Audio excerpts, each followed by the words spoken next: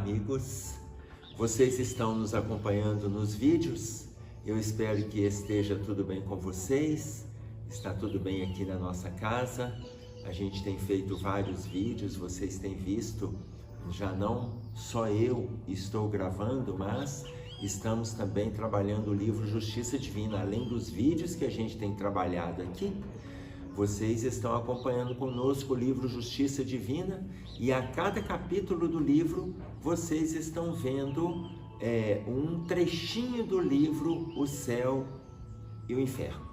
Tá claro? A codificação. Então, nos domingos pela manhã vocês estão sempre acompanhando o vídeo do estudo do Justiça Divina. Além de, durante a semana, aparecer também os vídeos que a gente tem gravado aqui antes das nossas palestras. Mas com o objetivo de nós estarmos sempre envolvidos com o estudo, mas não para nos concentrarmos apenas no estudo. O estudo é uma alavanca, é uma mola propulsora para nós colocarmos em prática aquilo que a gente precisa lá fora. Então veja bem, hoje nós vamos trabalhar um texto que está intitulando o nosso vídeo, o texto do irmão José, do livro O Céu Te Escuta. Nós vamos trabalhar o texto refém.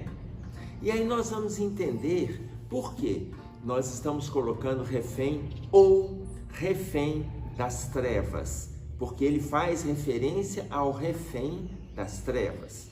E aí nós vamos entender por quê e a gente vai trazer as colocações que o irmão José faz para a gente na obra e nós vamos também trazer os comentários para cada um se avaliar, ok? Vamos lá. O livro O Céu Te Escuta, estamos trabalhando o capítulo 38. Refém, não consintas que situações desagradáveis se prolonguem sem que tomes a decisão de desfazê-las, evitando que delas venhas a tornar-te refém. Então veja bem, olha como que ele fala de maneira simples. Não permitas que situações desagradáveis venham tomar conta do seu estado íntimo. Não permitas isso. Porque à medida que a gente permite que o desagrado vá ganhando força dentro da gente, o que ele disse? A gente se torna refém. Ou seja, a gente se torna prisioneiro, a gente se torna manipulado por aquelas situações desagradáveis que a gente não resolve. Que tem situações na vida da gente que a gente vai adiando. E aí eu quero até fazer um pequeno parênteses aqui. O livro Doenças... Não é Doenças do Corpo e da Alma, não, peraí. O livro... Quem ama não adoece, e tem um outro fazendo referência, vou pegar um exemplo desse refém. O livro Quem Ama Não Adoece, da editora Bestseller, do autor Marco Aurélio Dias da Silva, que é um cardiologista, esse livro não é da Lavra Espírita, ele vai falar do movimento de insatisfação que a gente traz para o nosso corpo, e esse movimento de insatisfação que inúmeras vezes gera dor de cabeça. A dor de cabeça está relacionada a situações conflituosas que a gente não consegue elaborar ou que a gente demora a resolver. Sabe aquelas situações que você fica adiando? Você está com um problema no seu relacionamento familiar. Você está com um problema no seu relacionamento profissional.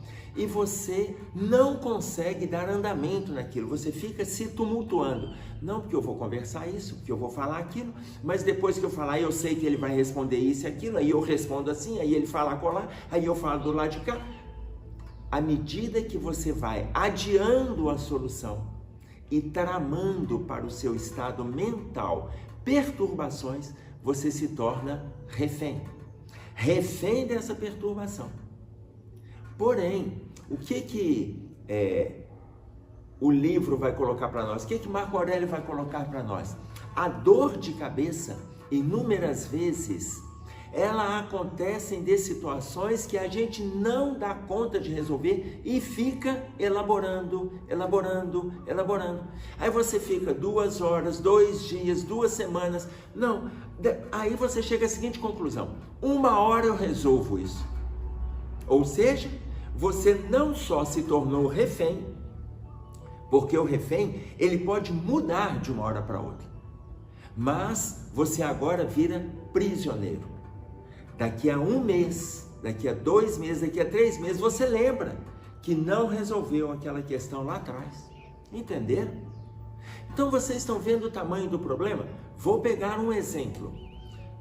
Quem lida, principalmente a área médica, que lida com pacientes que estão até em fase terminal, aquele paciente, no momento que ele está na fase terminal, quando ele vai conversar com o médico, ele chega e fala assim: ô doutor, eu sei que está chegando a minha hora, mas me dá mais 24 horas, como se o médico fosse dono da vida, mas ele ainda pede para o médico adiar, medicá-lo, mais 24 horas. Eu estou precisando de ver a minha mãe, porque tem 5 anos que eu não falo com ela, depois de uma discussão que a gente teve. Tem uns que falam assim: eu estou precisando de esperar o meu irmão chegar, meu irmão está vindo do Nordeste, está vindo de tal lugar assim, tem 8 anos que a gente não conversa depois de uma briga que a gente teve. Ou seja, esta pessoa não se tornou refém, ele se tornou prisioneiro, porque ele não refez aquele movimento que ele deveria ter refeito. Teve um mal-estar, gente, refaz. O que o irmão José está dizendo para nós? Não alimente o mal-estar nas suas questões internas. Não alimente, porque você vai se tornando refém dessa atribulação. Tá claro? Aí ele continua: assim como deves combater a fagulha, olha que exemplo interessante que ele traz para a gente. Assim como deves combater a fagulha, impedindo que incêndio destruidor reduza a floresta em cinzas, todo e qualquer mal necessita ser coibido no início de suas manifestações. Ele dá um exemplo de uma fagulha, porque um grande incêndio, ele começa de uma fagulha. Não importa, ele aqui dá exemplo de uma floresta. Uma floresta, um prédio, uma residência, um grande incêndio, ele começou de uma pequena fagulha. Incêndio não começa grande. Quando eu dei exemplo no parágrafo anterior, falando de ficarmos anos com o mal-estar, é porque começou com uma pequena discussão, um pequeno mal-estar e foi ganhando vulto, foi ganhando força. Então, da mesma forma que a gente precisa combater a fagulha, todo e qualquer mal necessita ser coibido do início de suas manifestações.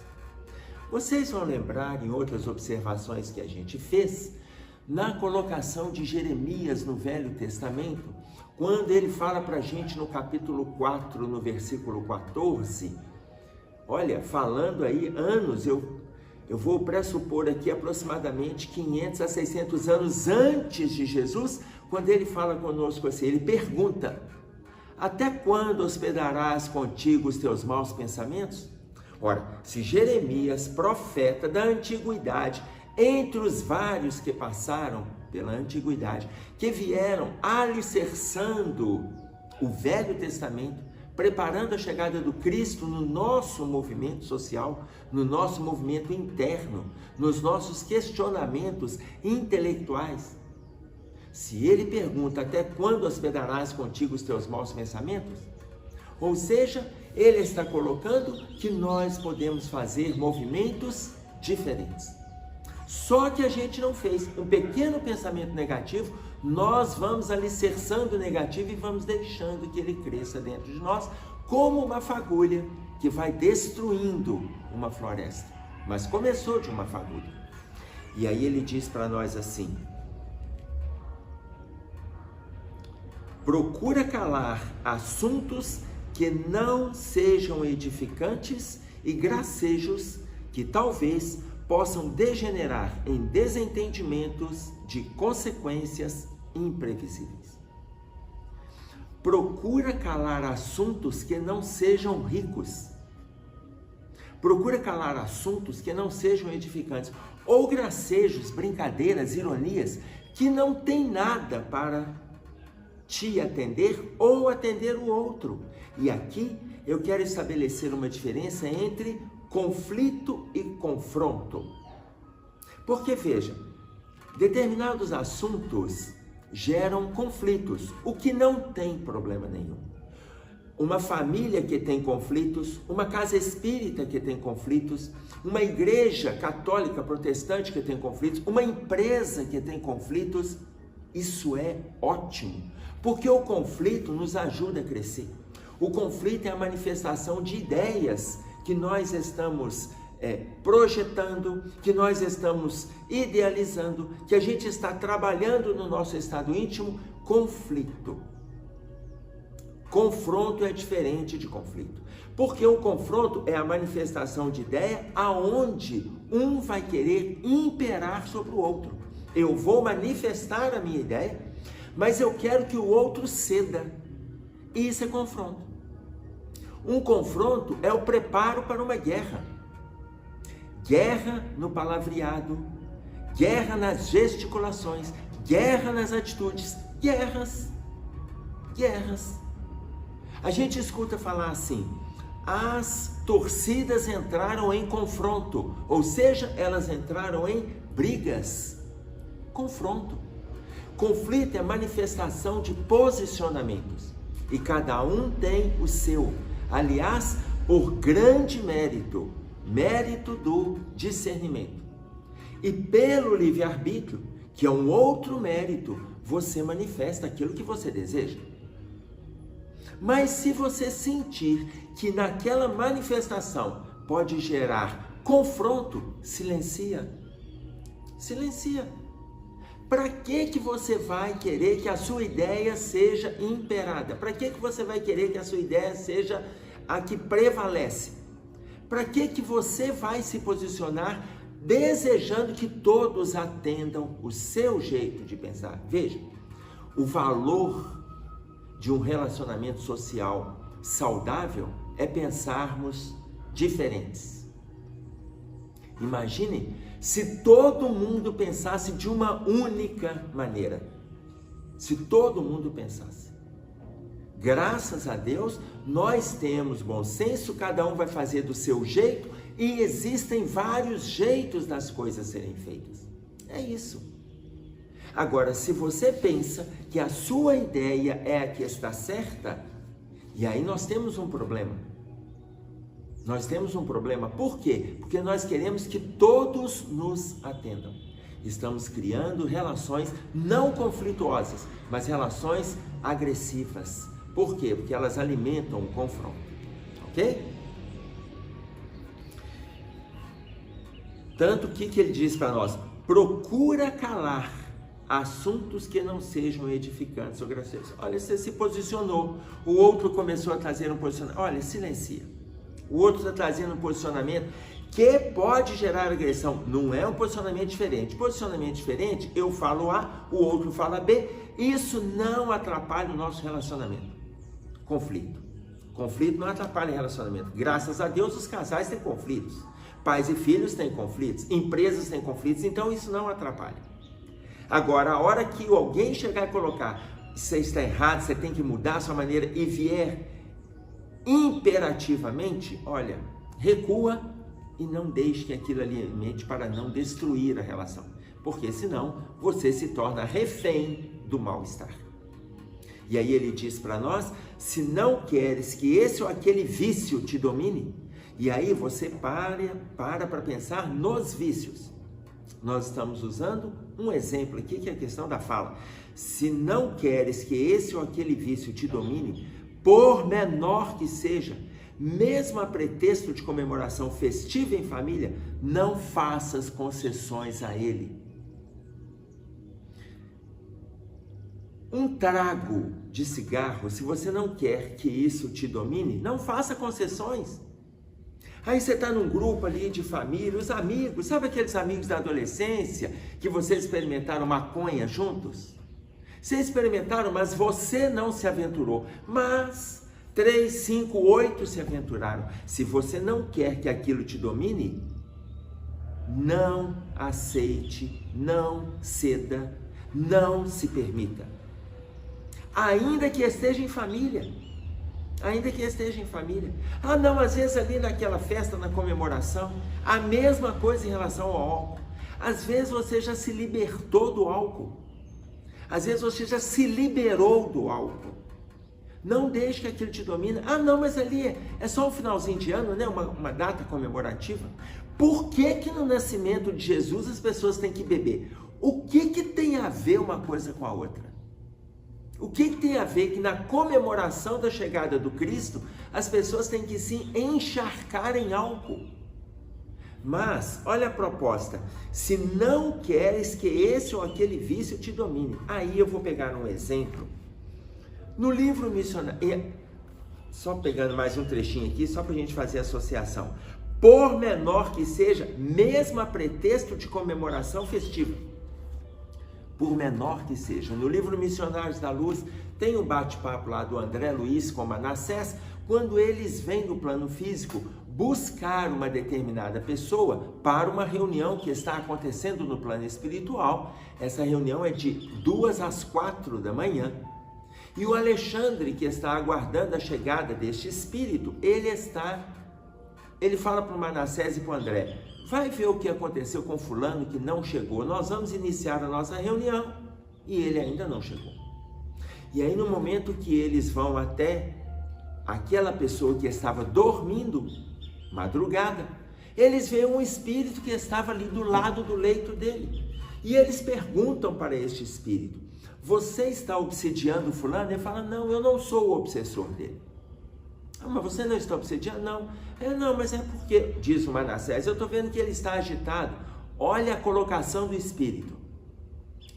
Eu fui amigo dele e do grupo que ele estava envolvido quando eu estava encarnado. Porém, antes dele retornar para casa, eles fizeram uma pequena reunião entre eles.